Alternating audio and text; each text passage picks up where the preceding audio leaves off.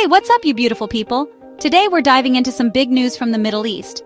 President Trump has just announced the lifting of all U.S. sanctions on Syria. Yeah, you heard that right. This happened on May 13th, 2025, during his speech at the U.S.-Saudi Investment Forum in Riyadh, Saudi Arabia. Trump's reasoning? He says the sanctions have served their purpose and are no longer necessary. He's giving Syria what he calls a chance at greatness under its new interim government. This new government is led by Ahmed al-Sharaa, a former al-Qaeda member who now claims to be reformed. This comes after the Assad regime was toppled back in December 2024. Trump emphasized a new focus on commerce, not chaos in the Middle East. He also pointed out the influence of Saudi Crown Prince Mohammed bin Salman and Turkish President Recep Tayyip Erdogan in his decision. So, what does this mean geopolitically? Well, it's a huge shift from the long-standing U.S. policy of sanctions against Syria, which have been in place due to its civil war, human rights abuses, and state sponsorship of terrorism since 1979.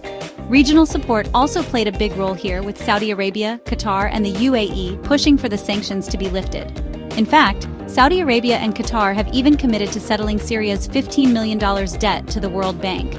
U.S. Secretary of State Marco Rubio is set to meet Syrian Foreign Minister Asad al-Shaibani in Turkey soon, and Trump hopes this move will foster stability and economic growth in the region.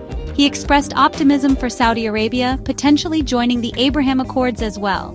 Public reactions to this have been mixed, of course. The Syrian government, particularly al-Shaibani, welcomed this move as a pivotal turning point. People in Damascus celebrated, hopeful for economic recovery. But experts like Marwan Bashara from Al Jazeera question what Syria might have to concede in return, like normalization with Israel or cracking down on Palestinian groups. Let's not forget the challenges ahead. The UNDP estimates it will take over 50 years for Syria to return to its pre-war economic levels. Right now, 90% of Syrians are living in poverty and 25% are unemployed. Syria's lost GDP during the war is estimated at $800 billion. Massive investment is needed to rebuild the country. So there you have it.